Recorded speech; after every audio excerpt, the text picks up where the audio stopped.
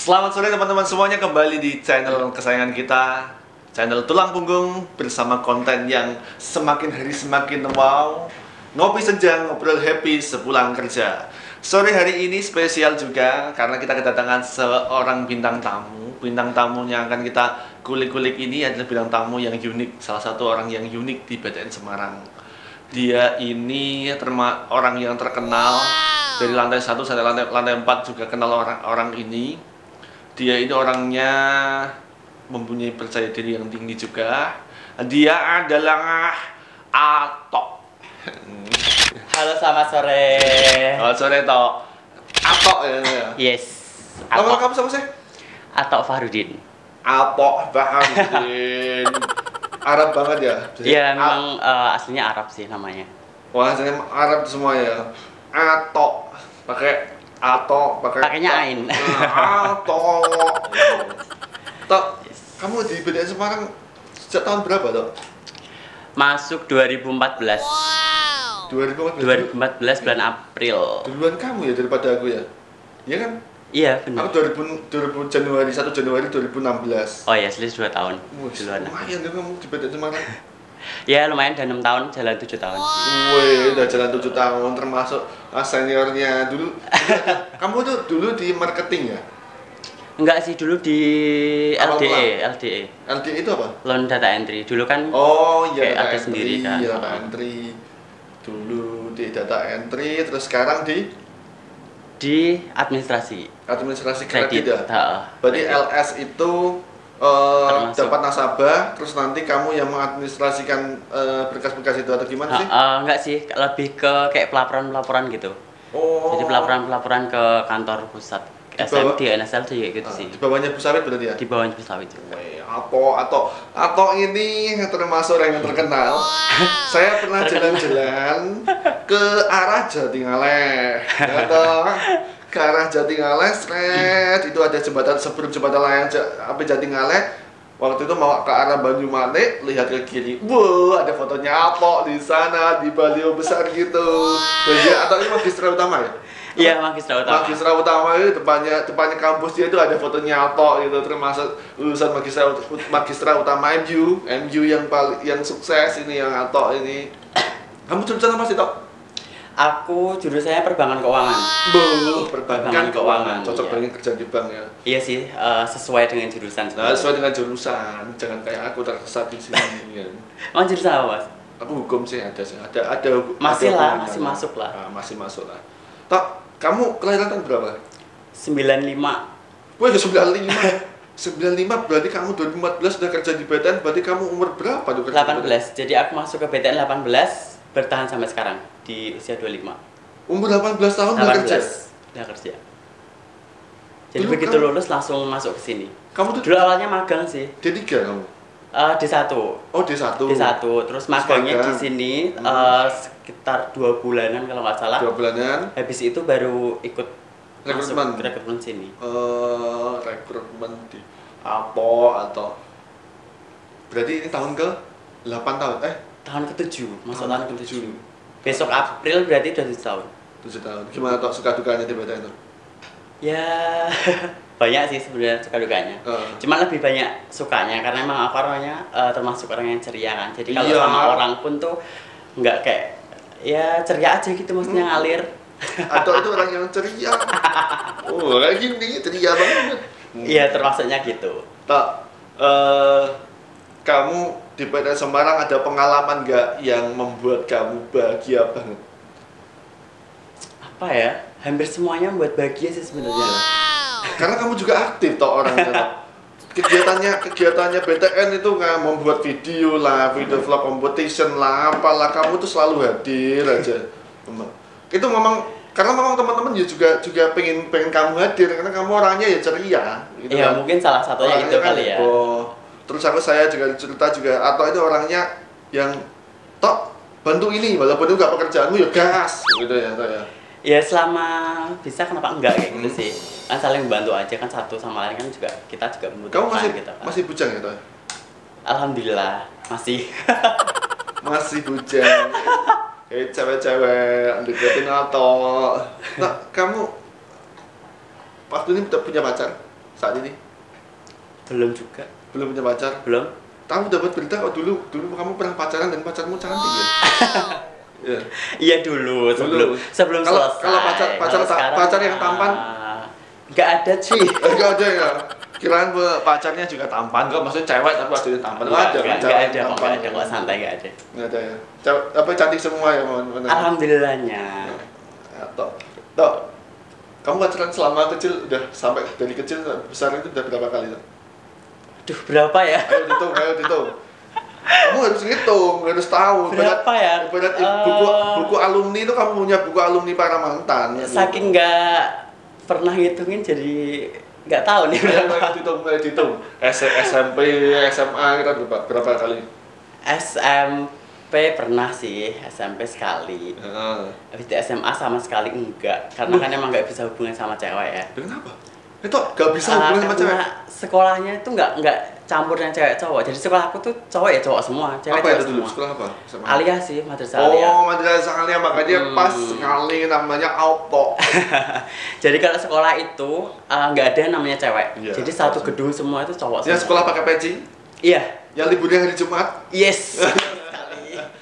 Gak ada pakai peci, liburnya hari Jumat. Kalau apa? Biasanya upacaranya Sabtu. Senin dong tetap. Senin tetap. Kalau di tempat saya kalau upacaranya Sabtu pakai peci. Nanti kalau ada pelajaran-pelajaran kayak tauhid lah, apalah gitu. Terus sekolahnya itu mengkaji kajian Islam kayak gitu. Namanya apa sekolahnya? Aliyah? Madrasah Aliyah Al-Hikmah sih. Wah, Al-Hikmah. Tapi itu waktu Aliyah itu memang benar-benar nggak bisa pacaran ya. Satu sekolah nggak ada ceweknya kan? Nggak ada sama sekali. Nggak ada ceweknya kan? Nggak ada. Tapi nggak pondok ya? Pondok juga. Tapi kamu nggak pondok? Pondok. Kamu pondok? Iya. Makanya nggak pernah yang ketemu cewek gitu loh. Oh, atau ini perempuan remaja pondok. Hidup di pondok kayak apa sih? Tok, aku tuh pengen mondok dulu waktu lulus SMP tuh sebenarnya pengen banget mondok, pengen terjun ke agama, tapi akhirnya belum berani karena bebannya mondok itu kan memang berat, bertulisah dari orang tua, kumpul sama orang banyak, kita harus disiplin. Kayak gimana sih kesanmu mondok itu kayak gimana? Karena itu salah satu keinginanku dari kecil. Oh, pengen mondok? Kalau mondok tuh dari kecil emang pengen mondok. Jadi aku sangat menikmati banget sih. Jadi kayak apa ya, temannya kan banyak, terus kegiatannya itu rutin, jadi kita tuh jadi disiplin, jadi nggak yang kayak sembarangan gitu kan. Iya. Jadi mulai bangun tidur sampai tidur lagi kan jadwalnya terstruktur, jadi lebih apa ya, kayak terarah gitu loh. Jadi lebih terarah kayak habis bangun tidur tuh ngapain gini. Nah nanti waktunya ngaji ya ngaji, waktunya nanti hafalan, waktunya sekolah kayak gitu sih. Jadi lebih enak sih. Kayak jam belajar pun kan sama. Kalau di rumah mungkin kita nggak tahu belajarnya kapan, entah belajar atau enggak gitu kan. Tapi kalau di pondok tuh udah ada jamnya. Jadi jam segini sampai jam segini belajar nih.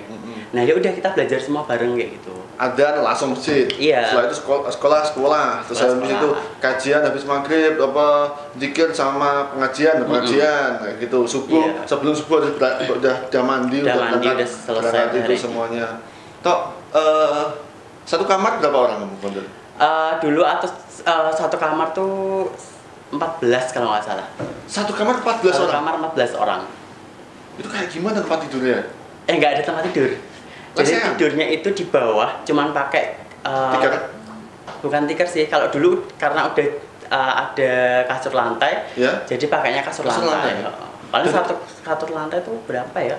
Sekitar, pokoknya satu kasur tuh 2 orang. Tumbuh-tumbuh kayak pinggang. Iya sih kayak pinggang gitu memang. Tapi kamu seneng? Seneng. Karena?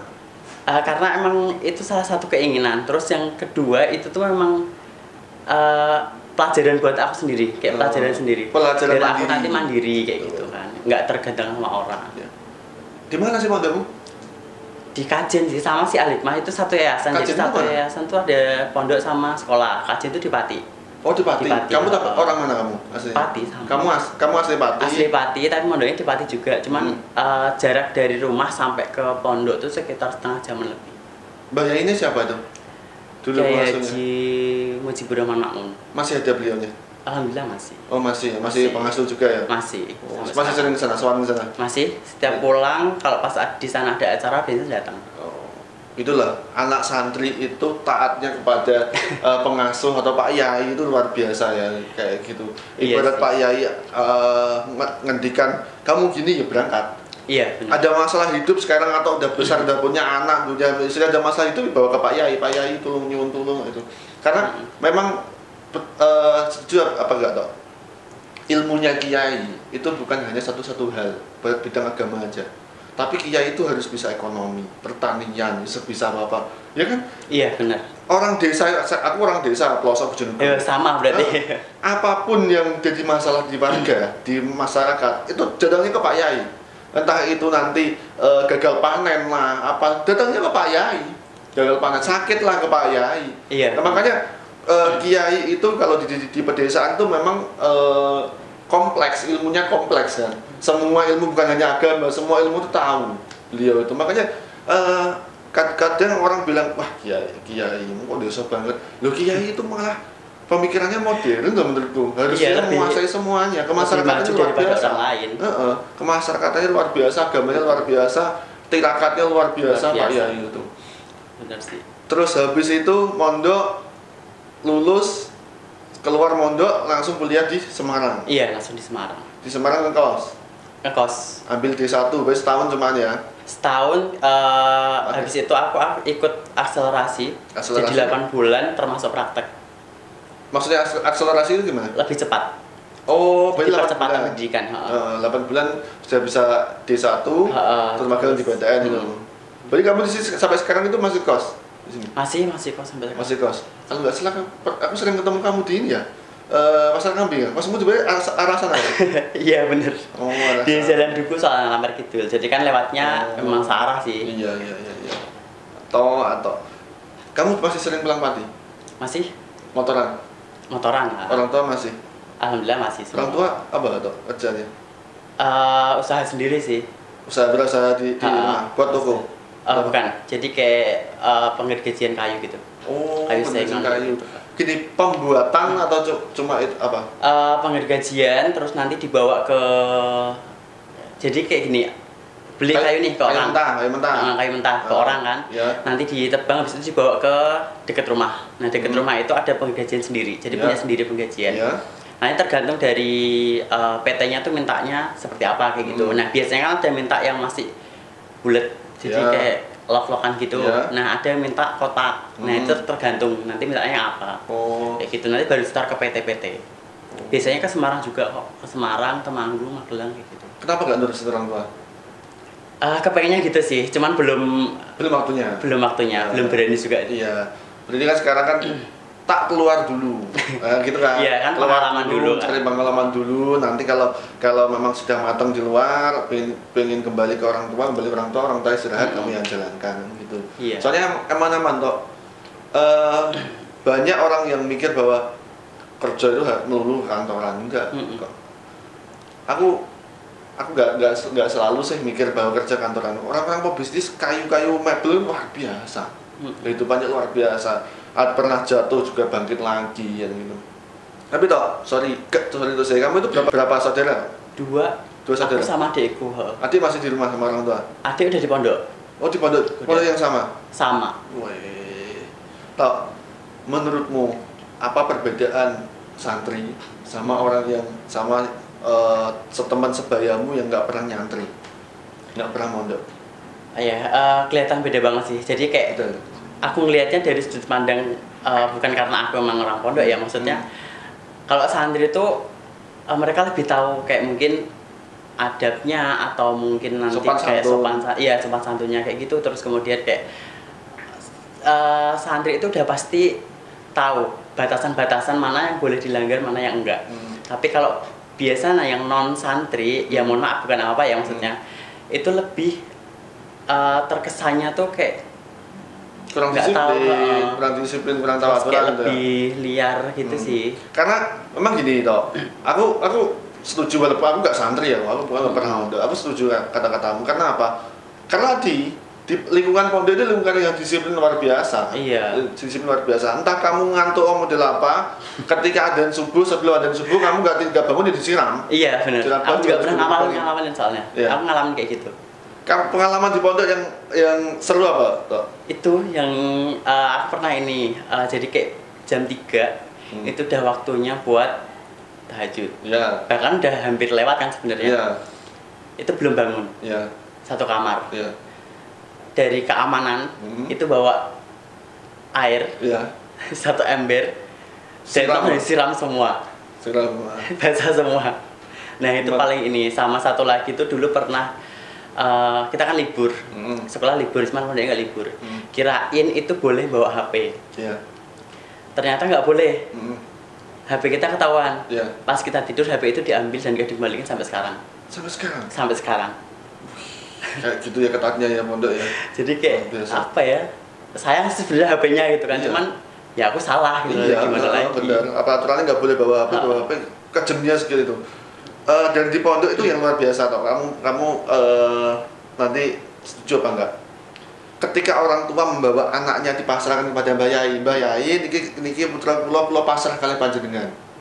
Itu si anak itu di pondok mau diapakan sama Mbah Yai, orang tua tetap apa enggak masalah. Iya. Ibarat kamu ya kamu nakal ya, ditempelin sama Mbah Yai sampai apa katakanlah kamu sampai luka wajahmu sampai hitam. Kamu pulang ngomong sama orang tua, aku ditempelin karena Mbah Yai salah. Kamu ditambahin ditempelin. Karena apa? Benar-benar orang tua itu ketika memasrahkan anaknya kepada Mbah Yai, itu benar-benar ya wis Mbah Yai nak nang pondok iki anakmu. Mbok apa-apa iki ya terserah. Ibaratnya kayak gitu benar-benar pasrah dilegawan iki anakku. Gitu. Iya sih, rata-rata sekarang kita yang disalahin malahan. Andai kan sekarang toh. Lewong anak di SD itu, soalnya itu saya sekarang ya di SD aja anak SD yang wakal SMP, yang wakal SMA yang wakal di sekolah formal, coba dicubit sama orang tua, sama gurunya, dijewer sama orang tuanya. Udah ke polisi sekarang langsung dilaporkan. Ini udah pembulian, ini guru melakukan tindakan kekerasan. Wah kalau dulu aku ngaji, ini pengalamanku toh. Aku dulu walaupun nggak mondok tapi ngajiku tuh ngaji di Pak Yai desa juga, Pak Yai desa juga. Itu kalau rame kita waktunya apa kita ngaji terus disimak sama Pak Yai, bener apa salah ngajinya kita, baca Qur'annya kita. Itu kalau kita sebelum nunggu giliran itu kita rame, itu tasbih loh. Tasbihnya Pak Yai itu besar-besar, ya kan? Besar-besar panjang kayak gitu. Itu terbuat kayak kayu keras. Itu kalau sudah cetas, ini sampai apa punggungnya sampai benar-benar apa ngecap ini bunder-bunder ya si tasbihnya itu tadi ya Pak. Itu sampai rumah aku ngomong sama orang tua aku berarti sebet karena Mbah Yai. Orang tua aku nggak akan ngomong loh Mbah Yai ini ngawur anakku enggak gitu, tambahi sandal cetes selamu diwing nakal itu. Karena cara mendidik orang zaman dulu sama sekarang beda toh ya. Iya. Sekarang itu beda banget sih. Kalau dulu itu anak dibawa ke sekolah, dibawa ke tempat ngaji, bawa ke pondok, benar-benar memasrahkan bocah iki nang omah anakku, tapi di sekolah anaknya guru, tapi di pondok anaknya Pak Yai, gitu loh. Memang kan selama ini kamu pernah nggak dengar cerita bahwa anak pondok sampai orang tuanya ngomong-ngomong ke Mbak Yai? Nggak pernah sih sampai sekarang. Nah, karena mau benar-benar pasrah kepada Mbak Yai. Entah itu anaknya ngantuk, capek malam ya dibangunin untuk sholat tahajud, kan gitu. Kamu nggak nakal ya kelihatannya kamu? Nggak terlalu nakal penurut ya? Nakal sih enggak juga sih. Menurut banget juga, kalau menurutku enggak juga sih, tengah-tengah lah. Oh tengah-tengah. Apa hal yang dilarang pondok yang pernah kamu langgar? Tadi yang pertama kan HP itu nggak boleh. Yang kedua itu ketika pas aku mau keluar, itu lupa pakainya cuman kaos dan nggak pakai peci. Nah, keluarnya masih keluar dari pondok? Keluar dari pondok. Jadi kayak mau keluar, sebenarnya tuh keluarnya nggak jauh-jauh juga, cuman ke warung sebelah mau beli es gitu kan. Pas keluar aku lupa nggak pakai kemeja, sama nggak pakai peci. Pas sampai di depan gerbang, bang balik itu, dilalahnya ada abah balik, abah rawuh dari luar kan mau pulang. Nah, ketahuan, langsung ditakzir itu dihukum. Dihukum suruh bersihin sampah di tempat sampah, dan tempat sampah bukan tempat sampah yang ada di pondok ya, tempat sampah yang tempat pembuangan kayak TPA-nya pondok gitu. Itu selama sebulan setiap sore. Hanya karena itu. Hanya karena itu. Keren. Siapa bilang anak santri itu anaknya lembek, terus anak desa yang nggak tahu apa lu. Sekarang juga toh banyak pondok pesantren yang sudah modern, ya kan? Sudah modern yang nggak di santri. Pondok itu desa paling ya Pak. cuma gitu-gitu aja kita gundul lah kayak gitu, enggak. Sekarang banyak pondok yang belajar IT lah, belajar gitu, udah keren sekarang. Makanya kemarin walaupun aku bukan anak santri, tapi kalau mendengar kata pondok itu selalu ya Allah, semoga pondok pesantren ini selalu ada di Indonesia, karena itu pendidikan yang luar biasa. Itu cocok banget bagi orang Indonesia menurutku. Cocok banget bagi orang Indonesia mondok itu. Karena Gontor itu orang luar negeri dari Malaysia, mondoknya di Gontor. Tadi masuk ke pondok karena bahas mengenai pacar. Berarti ketika di pondok nggak bisa pacaran. Waktu kuliah di Magister Utama di MU. Ada sih, memang ada. Jadi SMP sebenarnya 1 malah ini yang di pas kuliah itu ternyata dia itu temanku sekolah di pondok itu. Oh, tapi pondok wanita. Dan aku nggak ngerti kalau dia itu teman seangkatan. Ketemunya pas waktu kuliah. Ketemunya pas waktu kuliah. Dan itu pun nggak ketemu langsung ya, maksudnya kayak kita cuman kayak kontak-kontakan karena kita udah selesai kan. Jadi kan udah boleh kontak-kontakan cewek cowok ya. Nah itu, aku taunya dari situ, dia tak tanyain ternyata satu sekolah dan satu angkatan. Oh, aku kembali lagi. Di pondok itu bisa pacaran nggak? Nggak bisa. Bener-bener nggak bisa ya? Nggak megang HP, nggak pernah keluar kan ya? Nggak pernah keluar. Keluarnya itu cuma dikasih waktu hari Jumat dan itu pun dibatasi. Jam berapa? Pagi itu jam 7 sampai jam 11. Kalau siang jam 2 sampai jam 5. Itu baru boleh keluar. Dan itu jam 11 harus sudah kembali di harus pondok. balik. Itulah anak pondok itu. Terus habis itu kok kerja ini mulai banyak pacar pastinya. Kerja malah nggak ada pacar ini. Berarti kamu pacaran cuma berapa kali? Jadi setelah yang sama itu, yang ternyata temanku sendiri itu kan lama. Ya. Sekitar 5 tahun. Oh. Sekitar 5 tahun, baru kemarin selesai. Tahun aku di sini udah dapat berapa tahun? 6 masih 7 kan. Berarti kamu kan anak tahun ke-6 tuh selesai. Berarti tahun ke-6 di PTN selesai dan kamu pacaran 5 tahun. Iya, jadi awal aku kuliah sampai aku di PTN. Lah terus pertanyaannya, kamu itu anak pondok, seharusnya beranilah minta ke orang tuanya. Pekerjaan juga udah nyamapan di PTN. Kenapa nggak berani minta ke orang tuanya? Sowan ke orang tuanya diminta. Masih kuliah soalnya, dianya sih yang masih kuliah. Dulu tuh dia kuliahnya tuh sampai telat juga. Baru lulus kemarin malahan. Udah 11 atau 12 Kenapa putus? semester. Kenapa putus? Ya karena dia mungkin ada yang lain. Ya, mungkin yang lebih baik dari aku kan juga banyak, nggak cuman aku gitu. Berarti kamu diputusin? Ya begitulah. Tinggal gitu? Iya, tinggal. Tinggal pas sayang-sayangnya? Oh enggak juga sih kalau pas sayang-sayangnya. Jadi kayak ya udah selesai gitu aja, nggak ada yang kita kayak pas sayang-sayangnya atau gimana, nggak ada.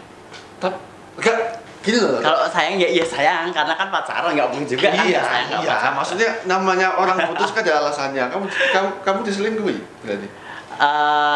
Dia sih bilangnya mau apa namanya kayak mau nikah gitu kan, cuman aku nggak tahu nikahnya sama siapa kayak gitu. Dia bilang mau nikah? Iya, dan pas aku tanya pun kan dia nggak ngomong dia sama siapa atau kamu kenal kok atau ini, enggak sama sekali. Pacaran 5 tahun ya, terus tiba-tiba putus, terus ngomong alasan putus aku mau nikah gitu.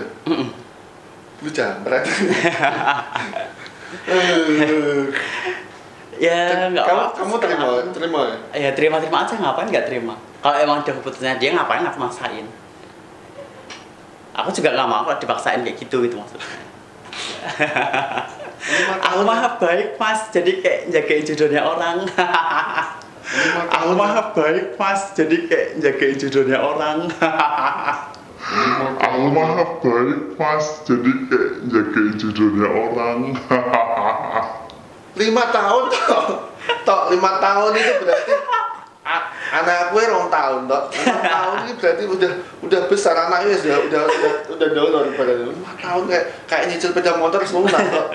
Dan kamu hanya menjaga jodoh orang. Nggak apa-apa, akan baik. Iya. Tapi toh kamu udah punya niat nikah apa belum? Jangan-jangan kamunya juga nggak ditantang-tantang belum pernah. sih. Nah, ini penyebabnya. Berarti kamu pernah ditantang nggak sama dia? Belum pernah juga, dia nggak pernah ngomong juga. Oh dia tiba-tiba ngomong kamu mau nikah doang. Kalau misalkan kamu ditantang tapi kamu nggak berani, ya wajar dia cari yang lain, dia cari yang lebih siap. Tapi kamu nggak pernah ngomong berani? Enggak, dia nggak pernah ngomong, dia minta penjelasan atau gimana, nggak pernah ngomong. Berarti dia udah nikah sekarang? Belum sih, tapi kemarin, minggu kemarin baru tunangan.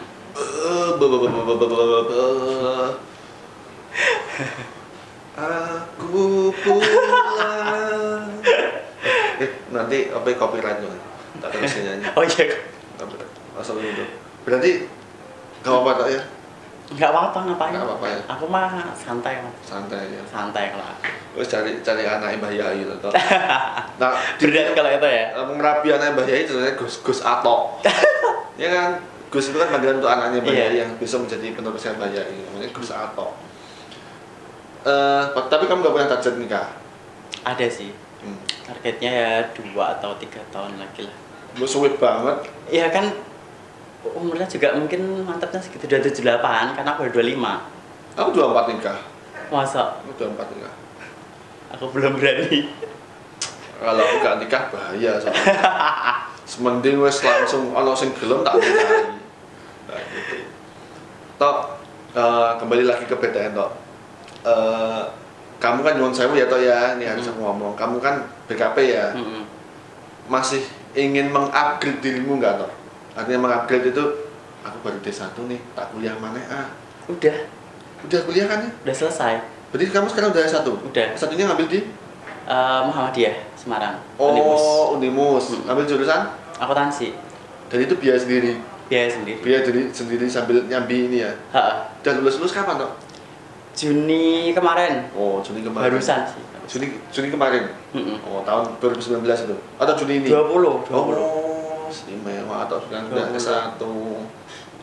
Berarti kamu masih punya keinginan untuk mengupgrade diri ya? Oh masih.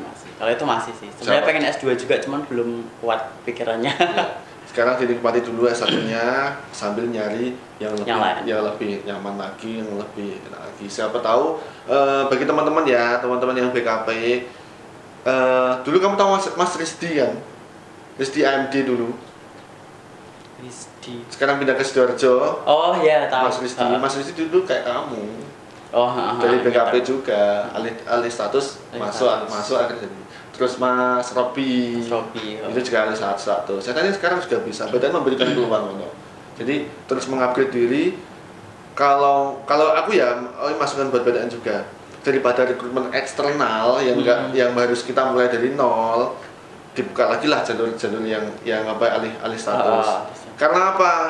Alih status gak usah dipelajari, gak usah diajari macam-macam, udah jalan sendiri. Karena tahu kerjaan BTN udah bertahun-tahun, kamu 6 tahun kan? 6 tahun di BTN udah tahu katam kerjanya BTN, itu gak usah mulai dari nol. Seorang kata udah pengalaman di BTN. Tapi masih nyaman di BTN ya? Alhamdulillah masih nyaman. Orangnya juga heboh. Tok, kamu temen nongkrongnya sama nih Tok? Kalau temen nongkrong di BTN, orang BTN nggak ada. Masa sih? Iya, benar. Kamu orangnya itu masa ngafe sama teman-teman BTN? Iya, kalau teman kantor nggak ada. Perasaan tapi teman kantor mau dari emak-emak ya? Iya, makanya kebanyakan emak semua. Dari Ibu Sawit, Mbak Yuni, terus Mbak Rike, mama semua memang. Kamu mau nongkrong sama mama, kan gitu ya. Tapi kalau di luar? Kalau di luar banyak. Sama teman apa? Teman-teman ya kerjaan yang di luar kan ada juga. Nah, sama itu sih biasanya. Ini kerja di luar kerja. Aku belum tahu Tok. Ya entertain lah Mas. Nah, entertain. Itu orang ngerti. Jadi selain di BTN itu, aku pengen ngerti Tok, gak ngerti Tok. Apa? Jadi selain di BTN itu aku ada job lain yang di luar. Apa itu Tok? Nah, itu di entertain, di modeling sih lebih tepatnya. Nah, itu udah berjalan ya kurang lebih 2 tahunan. Berarti kamu model? Iya, bisa disebut kayak gitu. Tok. Misalnya aku gitu, terus masuk dalam kategori model nggak Tok? Masuk kok, semua orang tuh sebenarnya masuk, cuman orangnya pede atau enggaknya, berani atau enggaknya sih kayak gitu. Oh, kayak gitu. Aku model apa Tok? Tinggi dapat, kecil dapat kan, badannya juga nggak gede-gede kan. Juga, tapi aku tambah gering. Kecilnya kan Tok, aku gering kayak gini Tok. Masuk nggak Tok? Misalnya dirimu kan kamu apa namanya teman? Production house atau apa namanya gitu? Apanya? Model itu kamu punya rumah produksi atau apa, PT, CV atau apa? Kalau aku masuknya ke agensi, jadi salah satu agensi di Semarang. Nah, kira-kira kamu jadi agensi ya? Melihat aku tuh masuk nggak Tok? Kira-kira? Masuk ya? Masih masuk. Masuk, santai masih masuk Mas. Kayak foto, kalau jalannya model kan? Enggak gitu juga. Oh gitu.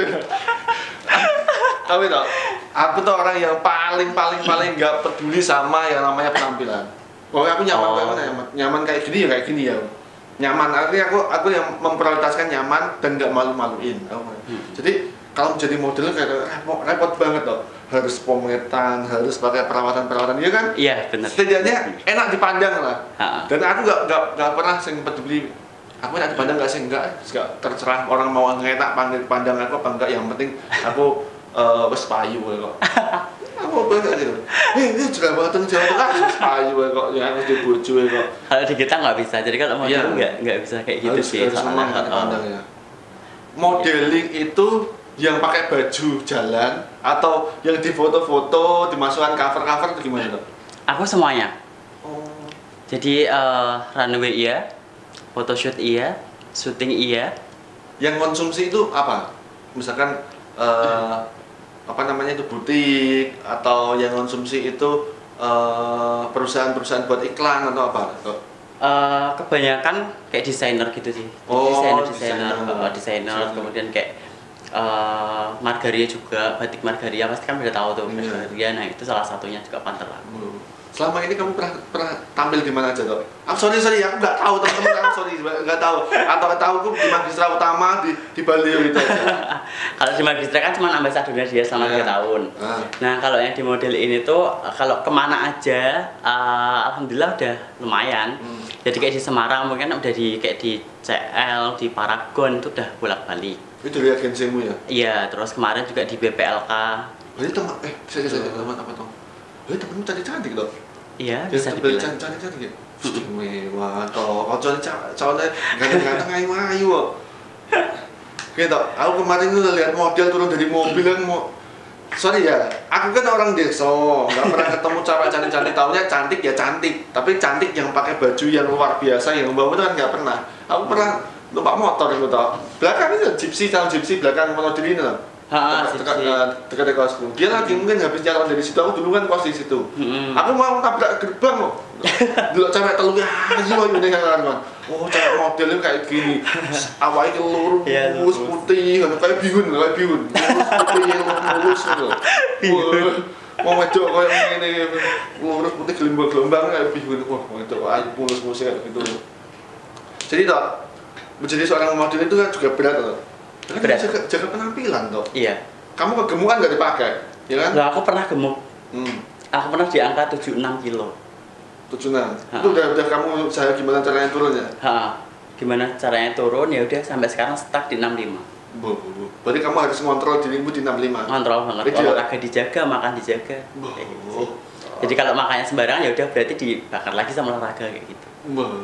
Kalau aku toh gak peduli.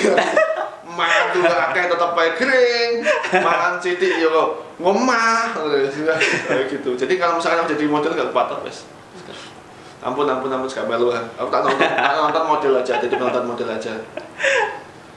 Atau ternyata seorang model apa namanya toh? Ya model ya, coba namanya model ya. Kalau dulu kan bahasanya tuh peragawan-peragawati. Nah kalau sekarang tuh jadi satu di model gitu loh. Banyak nggak ininya? Apanya nih? Banyak nggak?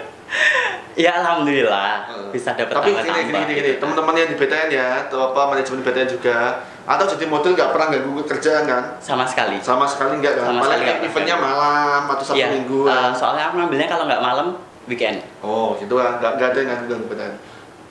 Tapi toh banyak nggak? Iya alhamdulillah ya. Bisa lah buat jajan kayak gitu. Sekali event berapa tuh? Tergantung eventnya juga. Tergantung eventnya seperti apa, gede atau enggaknya, tergantung baju yang tak pakai berapa kayak gitu. Itu semua harus ada hitungannya. Jadi nggak serta-merta sehari harus segini itu nggak bisa. Jadi tergantung lihat eventnya seperti apa, terus berapa nih outfit yang tak pakai gitu. Paling besar berapa tuh? Kalau kamu nggak mau nyebut nominal 5 juta pernah? Belum sampai lah. Kalau itu belum sampai. 3 jutaan? Belum sampai. Tapi kan satu kali event kan itu lah. Memang kalau kita nyebutnya 10 juta ya kamu bisa kali event itu kelasnya Vino Bastian gitu. Iya, nah itu mahal memang. Ya lumayan lah ya. Masih standar lah. Ya, intinya standar. intinya bisa buat jajan. Iya, bisa buat nabung. Bener. Aku jadi pengen tahu ya. Atau kayak apa ya. Model. Banyak kok di Instagramku. Ah gitu. Instagramnya nanti ya. Di follow ya teman-teman. Instagrammu apa? Instagrammu apa tuh? ATHOX underscore.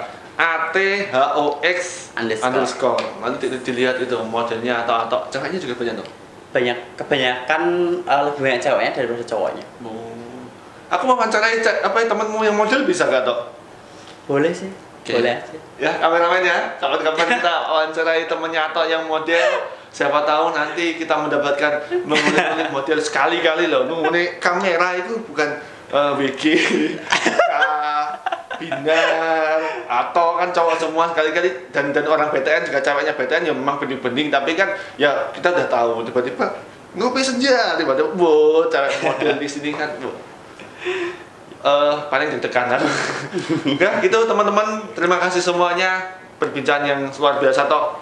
Beneran, aku belajar banyak dari kamu. Oh, gak ada yang tahu bahwa Ato adalah anak pondok, gak ada yang tahu. Sedikit yang tahu bahwa Ato adalah seorang model.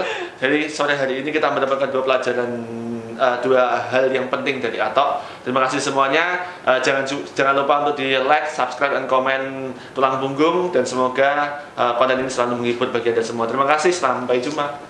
Terima kasih, Tok.